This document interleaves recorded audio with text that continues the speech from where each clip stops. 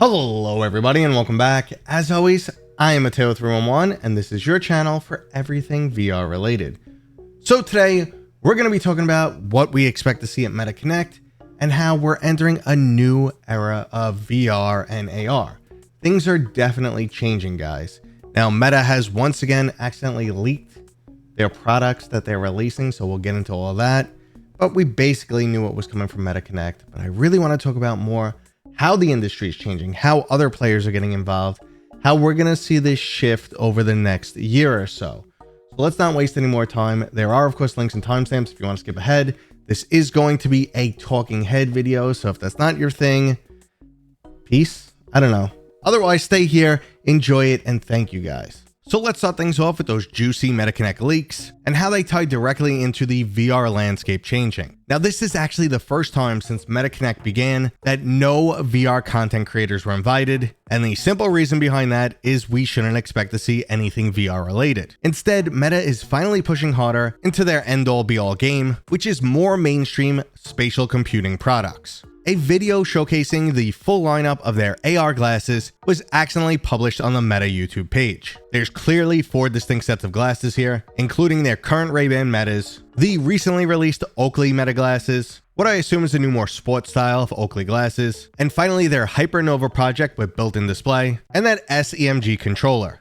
Now, as exciting as this new tech may be, this event will be a disappointment to many, especially anyone who's looking to see VR games or new VR technology. We know that the Meta Quest 4 has been delayed, which again sounds like we're going in a new direction, but we knew this was always Facebook or Meta's end goal. They didn't want to be in the game development or VR department forever. They want more mainstream spatial computing devices. So if we're looking for VR, unfortunately, we're going to have to look elsewhere. But luckily, things are changing across the board. Now, we first began to see this change last year on both the software and hardware sides. Previously, Meta was giving out tons of funding to help VR games make it onto their platform. Unfortunately, that's just not the case, and they're much less inclined to fund anything that isn't mixed reality or Horizon Worlds. Now, I wouldn't say this is a full backstab by Meta just yet, as they're still spending a lot of money to produce high-quality games, including the upcoming Deadpool and the recently confirmed Arken Shadow 2. Additionally, the internal rumors state that the Quest 4 will be much more of a revamp rather than a straight upgrade, and I've also heard that they want to refocus on VR gaming and begin treating it like their very own console, but again, that's just some internal rumbling I've heard, and I can't really confirm it. So if Meta is not going to give us a VR fix, where are we going to get it from? And this is where things start to get exciting, but also showcase that we are moving into a new era. Now, the most gaming-centric thing that could happen in the near future is Valve's Steam Frame. We're getting a lot more leaks and rumors. It looks like it's speeding up. It looks like an announcement will be soon. And some people even say it'll happen during Meta Connect so Valve can steal some of the thunder or just kind of fill that gap. They're not going to be talking about VR. People want to hear about VR so they can go to Steam. Now, like I said, this will be the most gaming-centric move for the industry. The Valve Index was my favorite headset for the longest time, so I do expect big things from Valve. Hopefully, they will push the software end too. So unlike the Index, they won't just give us a good headset. They'll also have a nice bunch of games lined up for when it releases. Additionally, it's going to be like a Steam Deck on your face, so it's going to be great for playing your flat games, or at least that's the expectation. But those leaks and rumors are really speeding up.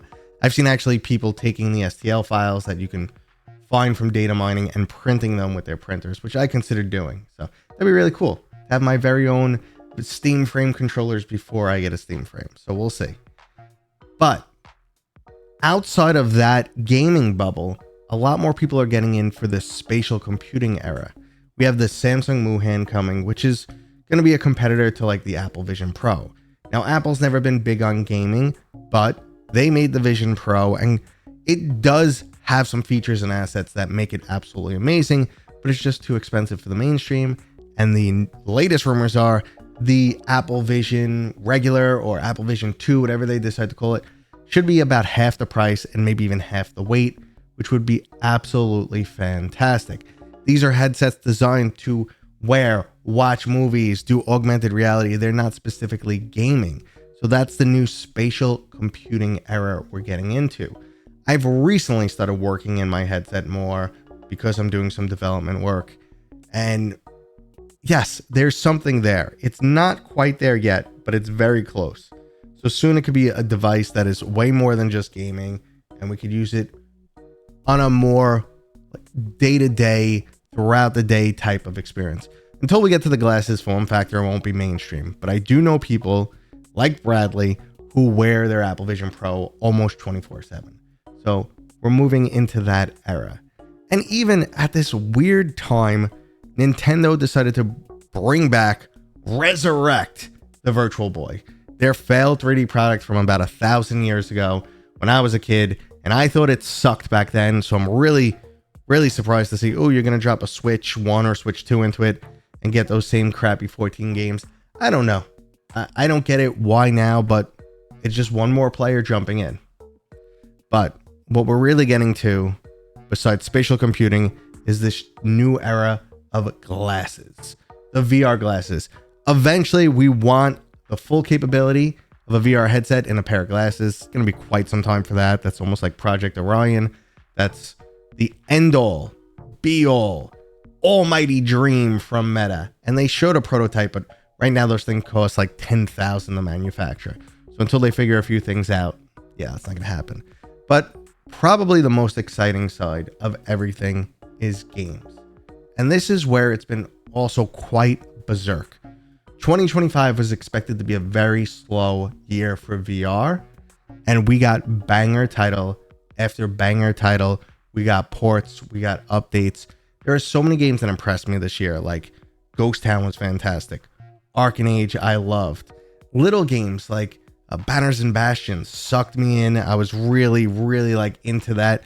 Just a simple mixed reality tower defense that I honestly spent a ton of time in. So on a year when we were expecting things to be slow, they were actually the exact opposite. And this is because of the overall development cycle. A lot of these VR games take 2 to 3 years to develop, so the industry is completely different when these games start production and when they finish. And this creates a very weird dynamic with the overall community, especially consumers. You'll hear people talking about how, there's really no future for the PlayStation VR 2. Developers don't want to support it. No one's really putting money into it.